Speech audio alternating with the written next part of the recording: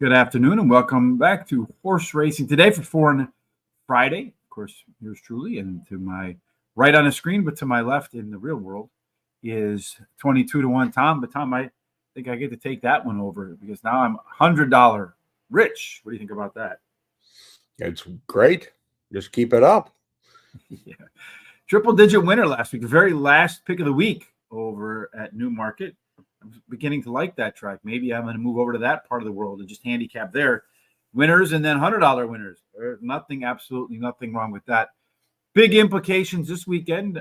Are these the last of the qualifying races for the Breeders' Cup coming up at Ascot tomorrow, Tom? As far as I know, yeah, I think these two races are the last of the bunch. And the two of the 6 races that we'll be covering at Ascot. Track right now is soft. There's some light rain over in that part of the world. It's supposed to be sunny tomorrow. I don't know that'll be enough to really change the track. A lot of it'll still be wet. So what do you think? It'll just be straight It'll soft be tomorrow? soft to very soft. Soft to very soft. All right. Well, and they also changed the 3 races that are the distance races. They changed how they're running the race. So they're like about 80 yards shorter. They're going to shorten them up a little bit. Just slightly. I mean, it's not a huge number, but it is important to note that they are making a change on that to run on more the inner because of the conditions. 80 yards, though, could be a big difference. I've seen a lot of horses that win in that last 80 yards, especially where, those grass races over there where a lot of horses come from off the pace. Well, but it also, because of the conditions, stamina is very important. So if you've got somebody who can set a dawdling pace, that extra 80 yards may make a difference. Mm-hmm. So it can make a difference today and every day. We have free picks over at Guaranteed Tip Sheet. There's a link in the description below. Tonight, Friday night, will be Charlestown. No idea what the free picks will be tomorrow, but we'll go about that tomorrow morning.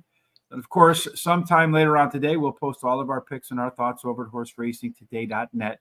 You'll see the story right here. Tom's thoughts, my thoughts, our picks, our selections. Hopefully, between one of us and their $100 winner or two, that would be great.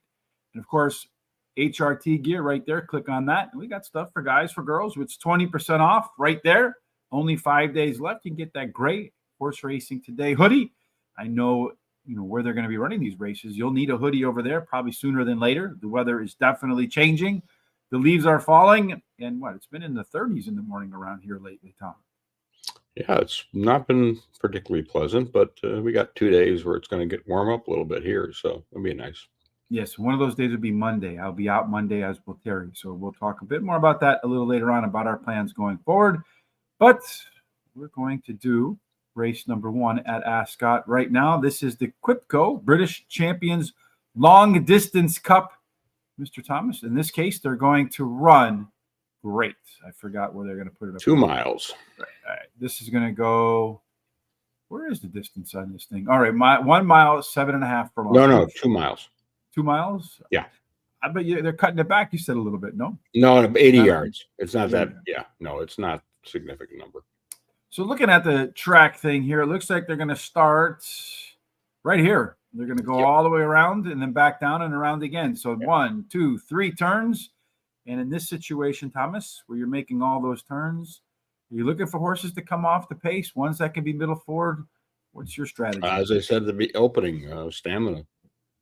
That's going to be the key here. Last year, Charlie Man won it, and he's back at it again. And obviously, we have a big favorite in here. We'll see. You did mention the big favorite in this race, Tom. Is that where you're going to start? No, I'm actually going to go with a stablemate, which is number 9, Euphrates. He won it the last time out in a 30-horse field of the Curragh at distance and by a half a length. And what's interesting with this horse is he seems to like the heavy going. And the reason I say that is because you look at his first 3 races of his career, they were all on the heavy track, and he did really well. First, second, and third. And he's coming off a good effort against a huge field. We know distance isn't an issue. And Christophe Semignon as the mountain. He does know how to ride horses. And I have a sneaking suspicion the conditions may suit him very nicely. I am going to go with the other one, of course. Qipco is my next choice. Short price favorite. Hasn't been beaten this season. You know, yeah, but you're not going to make any money on this one. And then finally, I'm going to take number 4, Burnell Road. Is my next final choice. He has a good record over the hurdles. He's got 2 wins out of 3 of his races, and he was second in one of them. This is one of those horses I'm picking because of the distance. He's definitely in form, and I'm not trying to pick him to win because I don't think he's got a chance.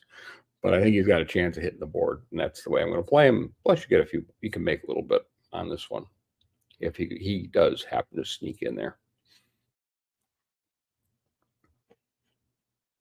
Are we not going? Hello?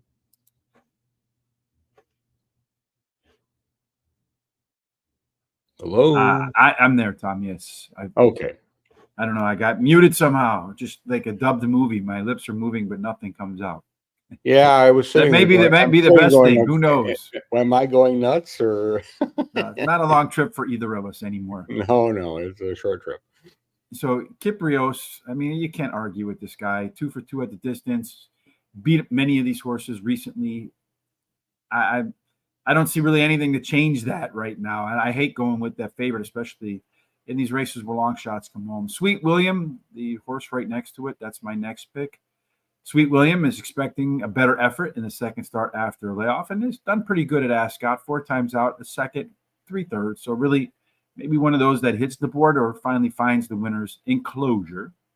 Trawler Man, that one is I'm kind of a little bit deformed here, Thomas, in this race, but it is the last horse to actually beat Qipco.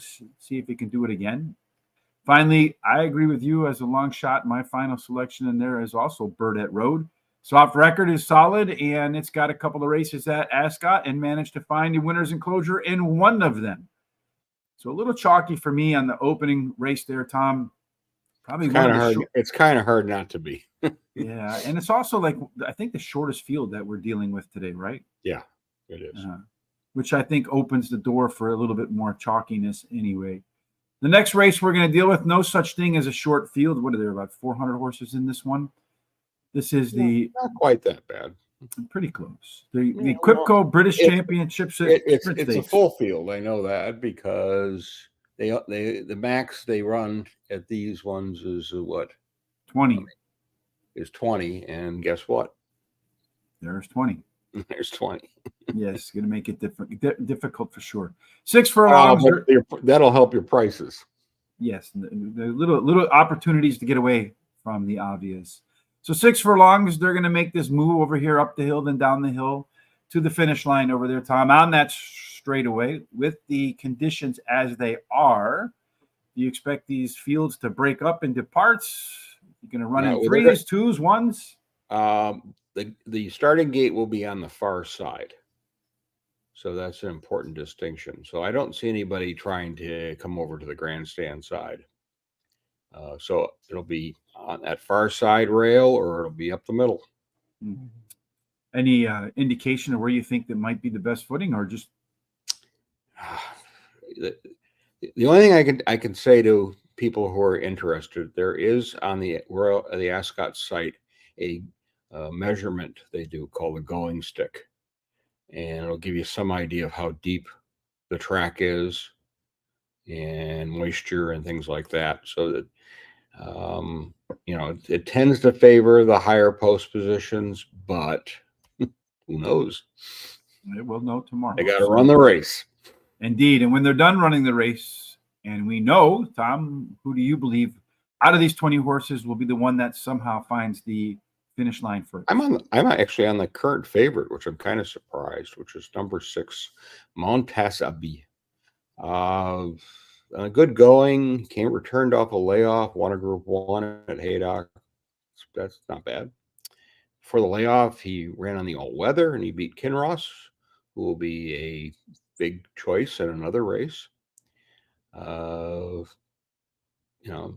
Before the the layoff, I mean, he's looked good. I mean, he likes the straight six. Newcastle is a straight six. He's raced 4 times this year. He's won 3 of them. That's pretty good. Mm-hmm. And he likes the soft going. So I think this is his best distance, and I think he's going to be really tough. I'm going to take number 20, Laura of Bermuda, my final choice. Ran okay last time at Haydock. I ran 5th. Lacked room for a good part of the race. She runs well on the softer going, so that's a positive. She needs cover the way her style is, but she also needs to be able to get out. And it was too late when she tried last time. So I think the post position may help her in this case because she's got that high post. You only picking 2 here? No, I got one more. Oh, okay. Number 15, James Delight is going to be my final choice. After the layoff, he returned to the races with a second at Deauville, and that was on the very soft going, and he missed by a neck. He appears to be returning to form. He likes that soft going. He's yet to win a group race, so that's why I don't have him on top. You know, it's funny. It's weird how all this stuff works out, but I'm going to start where you left off with James Delight. At the distance, 7 times out, Thomas won 5 of them, and almost all of its races. Yeah, but nothing in group company. That's my concern. Well, you can get that first one today and put that concern to ease. Plus, you got Ryan Moore on there. I mean, he's got probably choices in here, and he decided to go with that one. He probably thinks it has a shot to win. Unequal Love, I'm staying out there on the outside. Tom on this one, maybe better in the second start after a layoff. The only time this horse has made a trip to Ascot, took home the W, and also performs pretty well when the going is soft. Kinross, that's my next choice. The 4-horse, that one's going to be your favorite in here. I think third up, another that's done pretty well on the soft turf. Finally, I'm going to go with number 12. Go ahead. I was going to say with Kinross, my concern there is I don't think this is far enough for him. I think he wants 7 more than he's interested in running at 6. And 6. Yeah. And this one, Beauvetier, I think that's maybe how you pronounce it, in the money. 10 of 11 races. And so far, this guy's done nothing but run on soft. So the distance, the surface, all of it working to his favor. And my memory not working to my favor in the last race, Thomas, because we forgot the predictor. I did. Let's see what the predictor says about this one, and then we'll rewind back to the last one. Well, it says Kinross. Forget Tom's 7 furlong commentary. 6 furlongs will work just fine, according to the predictor. And then there is Montasib, Tom's selection in there. Unequal Love, another one showing back up in there. And then what are we? James Delight. A lot of horses that I think we mentioned in there. We did. Let's go back to the first race here, Tom. That could be a mess.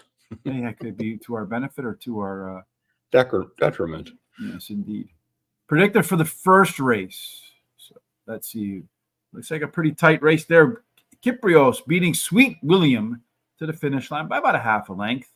Then you got the Euphrates, Kaus, Cordister, Al Nair, and Trawlerman involved in that finish as well. All right, so we got back on track with the predictor. Now we'll get back on track with race number 3. This one is the Qipco British Champions, Fillies and Mares. This is the first of the 2 races at Ascot that have Breeders' Cup Winning You're In tickets. Thomas, do you think the Breeders' Cup winner could come out of this race? I don't know. I think it's a shorter distance.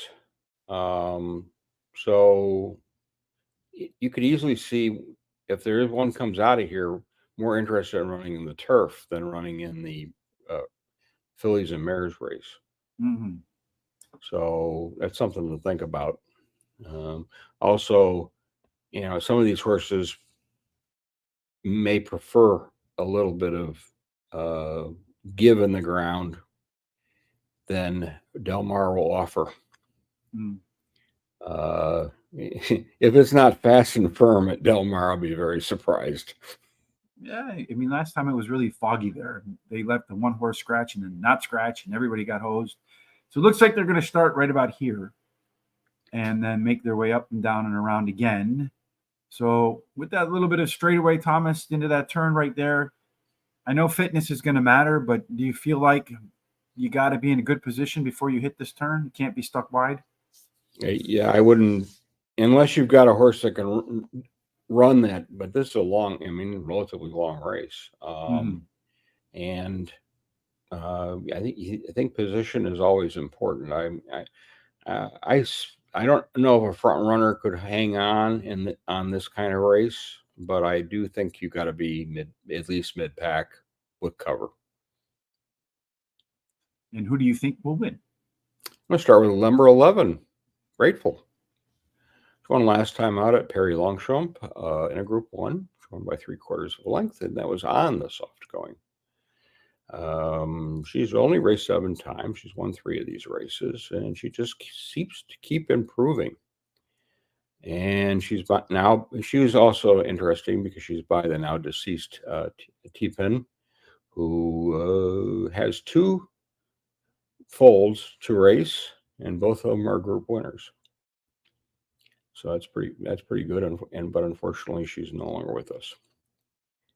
I'm going to take number 3, Queen of the Pride, is my next choice. I don't know what wrong last race, but I tossed it. I don't believe the Gosdens would be running this horse if that horse wasn't fit and ready for a good effort.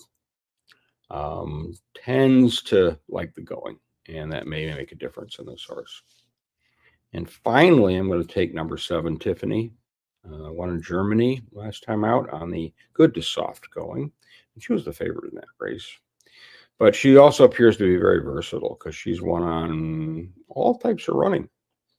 And she knows how to get the money. So I'm going to put her for my 3rd choice. We have a little bit of overlap once again today, but not starting in the same place. I'm going to begin here with Kalpana. This horse has made 2 second starts in its career after a layoff, and in both cases, the horse really found peak form. I'm expecting to see that trend continue. Tiffany, well, there you go. There's one of our overlapping horses. Thomas, the 80s pop star, on the turf 6 times, 4 wins, 2 seconds. The last couple of times the horse came off the bench, it won. And the last time this horse ran on the soft, it crushed the competition. Time Lock, the 8 horse in there, 14-1. This one's been in the money, 7 out of 8 races at the distance. My only question is that second up record can be a little bit boom or bust. And then our second comment choice in here, Grateful. Looks like a horse coming into a form. Group 1 win last out. The only reason why I downgraded this one a little bit, Tom, is because it seems like it runs a peak race and regresses a little bit, peak race and regresses. It's going to have to do something a little bit different this time around. But regression might put this one 3rd or 4th, like we both have it, in the back end of exactas and trifectas. Let's see if Predictor expects any regression. Well, it's not going to be 100% because we got those German runs and, of course, the French runs. Well, of the horses that we do have, Time Lock, I don't know about this. Sure looks to me like Content's nose is farther up the track than Time Lock. It's controversy already in this race, Mr. Thomas, but neither one of us have Time Lock or Content, right? Tiffany is one, and Kalpana are the only 2 that we mentioned. As you did point out, though, we're not going to have data on the horses that are coming from somewhere else. Let's move to race number 4. This one is the Queen Elizabeth II Stakes. Don't they have a Queen Elizabeth, like a sister race like that at Keeneland? That was last weekend, right? Yeah. And it's this not one, a sister race, though. It was the time that they started that race, the time that she visited Keeneland. And that race was put up in her honor. for Because her. I know, like you come into the O'Hare Airport and they have all these like flags of sister cities. I'm sure you've seen that before. Yeah, absolutely. So I was wondering if maybe these were like sister races. They're just the same but different because they're run in different places of the world. They're going to run at a mile. The mile on the Ascot track. This is straight dash down that line right there. That should be fun. Just running straight, as Tom mentioned. They're all going to be on this side, middle and in. So pay attention to these earlier races where they're going to run and get a sense of which post positions might be the best. I imagine still fitness when you're running uphill quite a bit of the way before you get that little downhill relief to the finish line. Still going to be important even though they're running straight, Tom? Yeah, absolutely. And we've seen that in the races at Royal Ascot. Granted, that's the firm going this year, but same type of thing. You see the C's split, and we don't have the huge field that we sometimes get in Royal Ascot, but we do have a big field. It's just regular Ascot now. I can do that same thing all the time. Royal Ascot, and then I'm like, no, it's just Royal right now. I mean, just Ascot. Yeah. British champion today. Who's going to win this one? Number 13, Tamfano. Last time out, she was the favorite, and she ran like it, and she was very impressive. And there was plenty to spare in that race. To me, she's one of these 3-year-olds that are just developing now and really, really getting good. She won the race before. She's been, she always likes to run near the lead. I think that's a good thing. She raced against Sosi, who ran 4th in the arc. And she's in form. She likes the soft going. I think she's going to be very tough. Number 11, Metropolitan, is going to be my next choice. One at Perry Longchamp. 3 starts back on the soft going. It was a Group 1. And then they ran him at Royal Ascot. And on the firm going, he ran 3rd. And then his last race was at Deauville and against the favorite, which will be Charlin. And it was on the good going, and he was back by 3 lengths. I think that soft going favors him. And that's why I'm putting him in. And finally, I'm going to take number 5, Poker Face. He's run only in group races this season. Varying levels of success. His Royal Ascot was a mess. He was pulled up in that race, and then he ran 2nd. He's run some 3rds.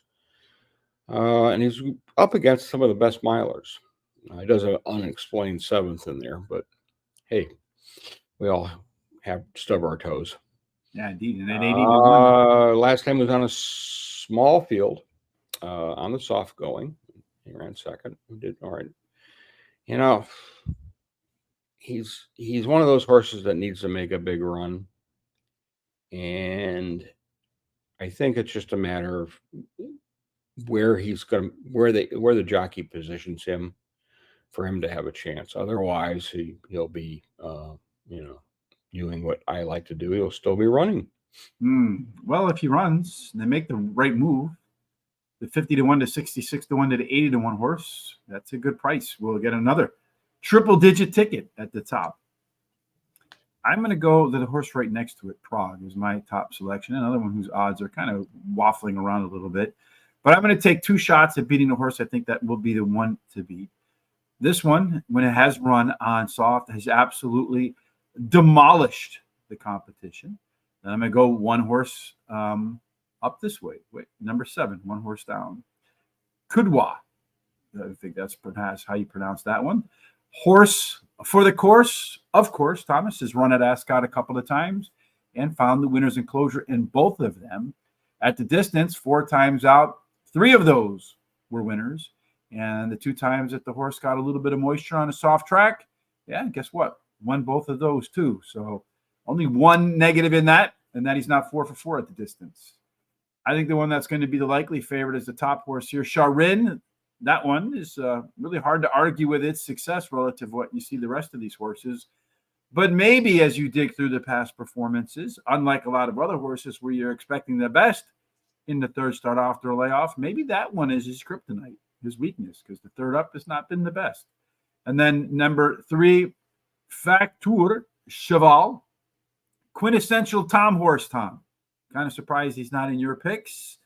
Win? Nah. In the money? Yes, sir. That's really all I'm looking for with that one. Our predictor says, keep an eye out on, bam, Charin at 7-4. Prague going to be right there, too, at the wire. Kuda, Henry Longfellow, Tom Fana, Factor Cheval. A lot of horses in there that we talked about once again, Tom. Yep. The predictor being maybe we're too predictable for this race. Yeah, very possible. Yeah, but we're not picking the favorite, so.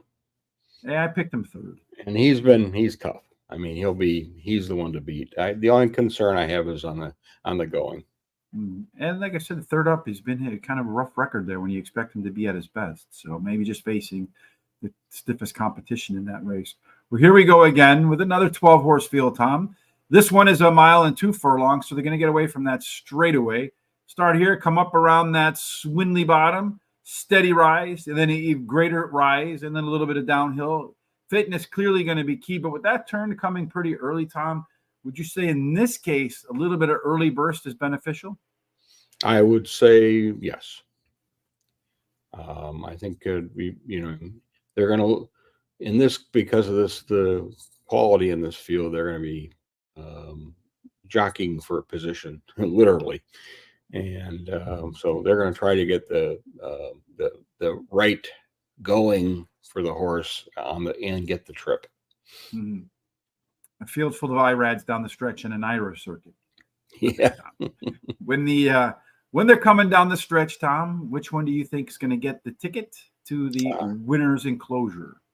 This is another one of those races that's a winning you're in. I forgot to mention the Breeders' Cup. Mm-hmm. And then I'm going to take number 7, Clandeghan. The French horse is my top choice. He's proved to me the real deal when he won at Royal Ascot. He won by 6 lengths. And his last race was a really solid second against City of Troy. He's run second in one race on the heavy going. So he likes that. He wants some moisture in that ground. I think that'll help him. But he's also won firm, so looks versatile. To note, very importantly, is that, of course, he's a gelding. So this is his arc because he's not eligible to run in the arc. You can't be a gelding to run in the arc. So this is his race. His Super Bowl, baby. Yep. I'm going to take 9, King's Gambit as my next choice.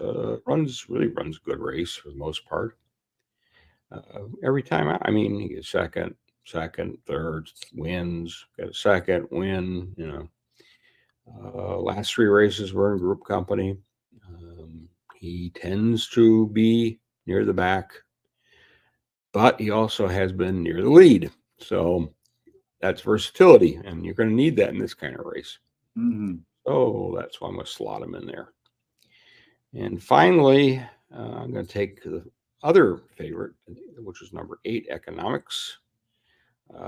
He was an okay 2-year-old. He's really been a very good 3-year-old.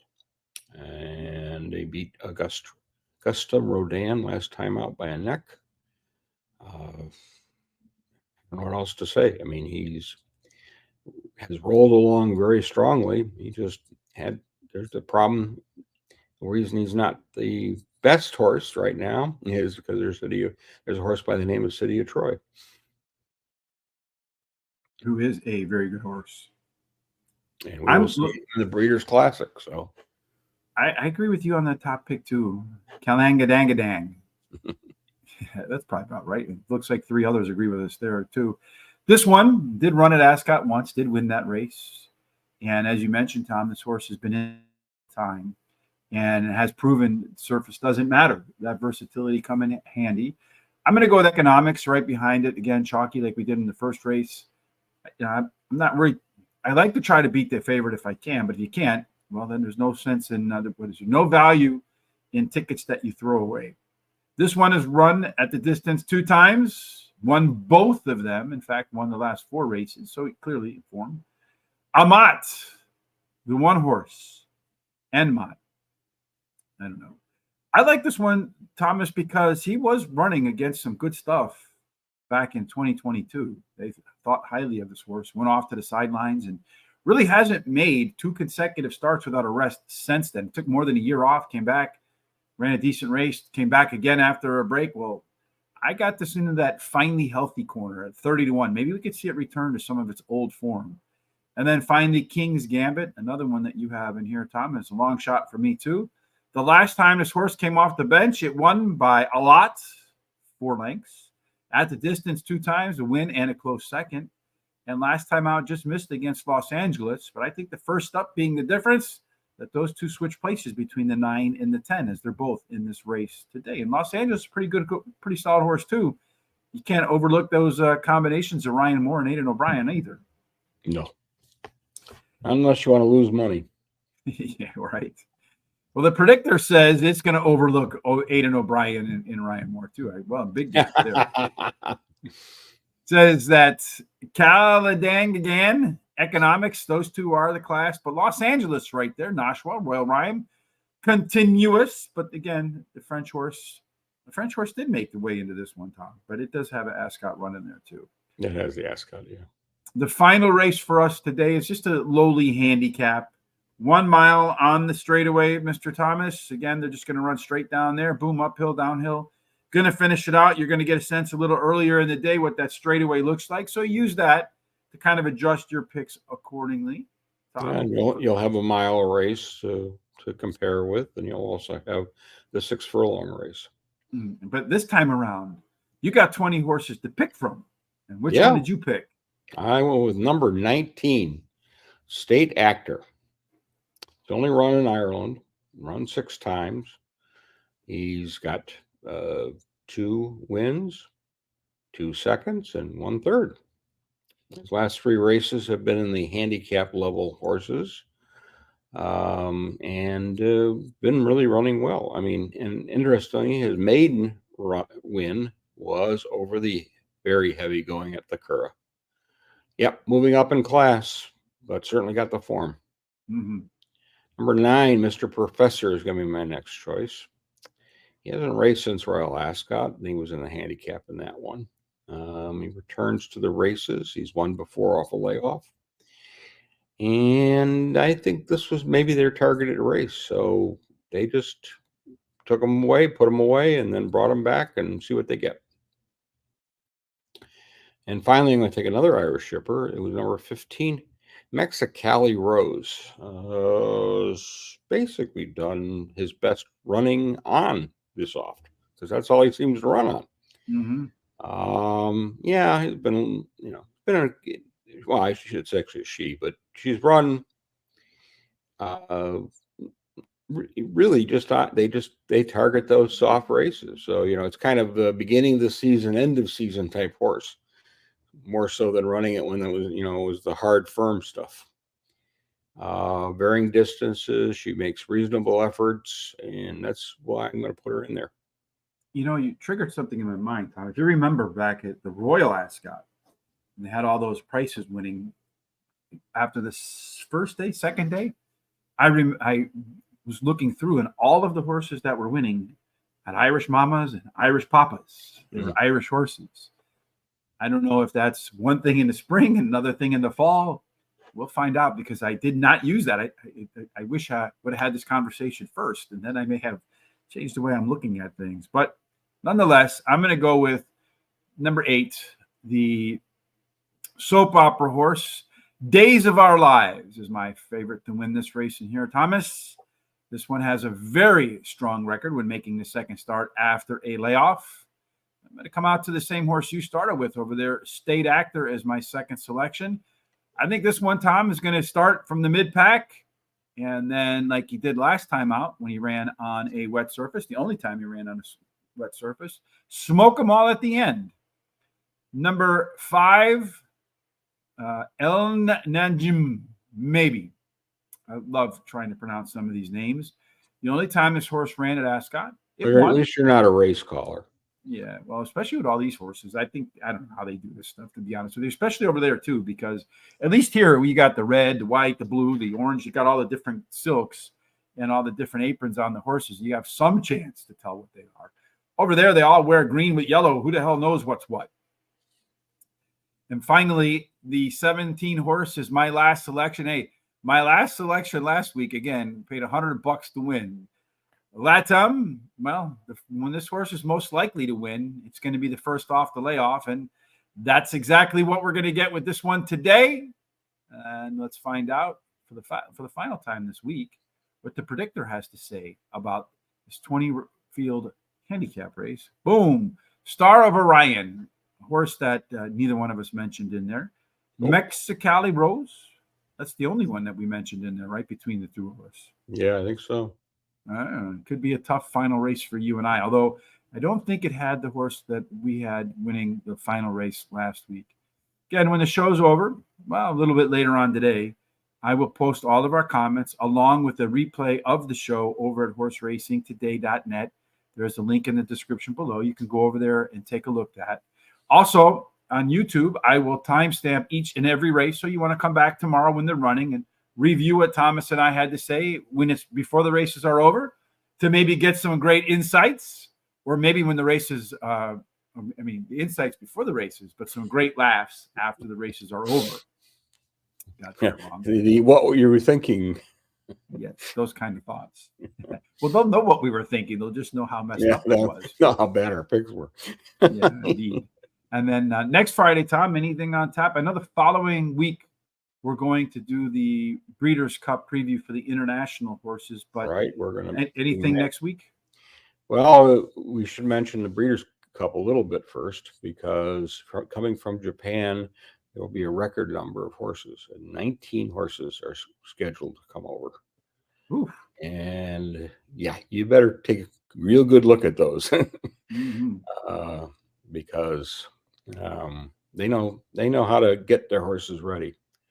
And one of them, of course, is Forever Young, who won the dirt race. It's a winner in the Japan Cup. Beat a 3-year-old who beat the older horses. So it'll be an interesting matchup in the Breeders' Cup Classic. Mm-hmm. But with that, we are going to head over that area of the world, and we'll probably going to take a look at one of our favorite big field tracks, which is Shot-10. Mm-hmm. If you haven't had to, Google Shot-10 and look at like all the buildings around it. It's kind of amazing that you have all these. Well, Happy Valley's even the older one, and it's even got more. Wow, it's pretty amazing. You think people just sit up there and watch the races and bet on their apps? I would assume so. Yeah, can't imagine. But it's still, they get big crowds that go to these races, so it's not like the stands are empty. Mm-hmm. Like here, unfortunately. Yeah. Maybe we should build big skyscrapers around our tracks. I mean, in Japan, it's even more insane. I mean, they on the big days, they'll have over 100,000 people at some of these races. So it's Kentucky Derby more than once. Yeah. When the multiple times. And also the other thing to mention with the Breeders' Cup, of course, because of all these Japanese horses, the pools are going to be very interesting.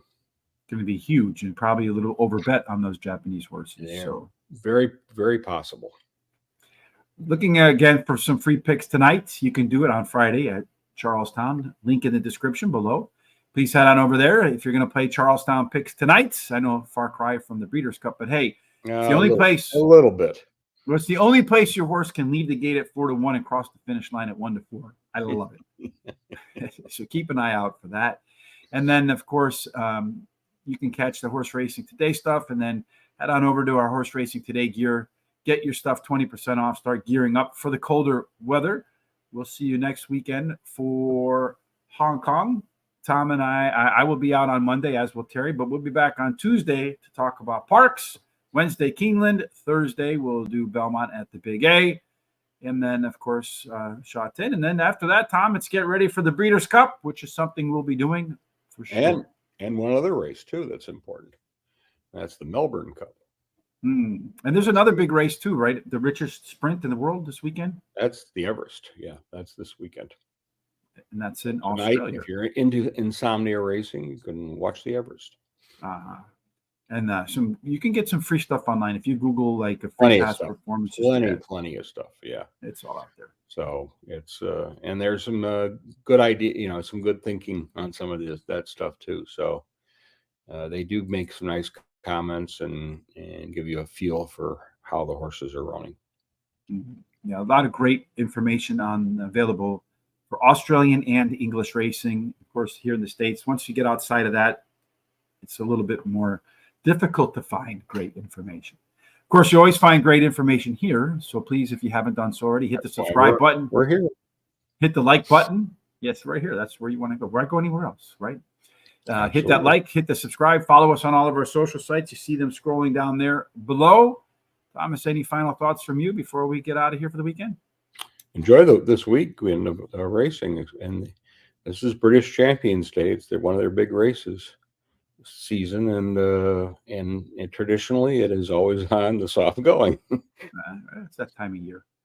Yep. Well, folks, no matter what you're doing till we get back together again next Tuesday, as always, we want you to have God's grace, God's favor, and all of your endeavors, picks, whatever it is you're trying to do, ends up in the winner's enclosure. Indeed. Thanks for joining us. We'll see you on Tuesday. Make it a blessed weekend.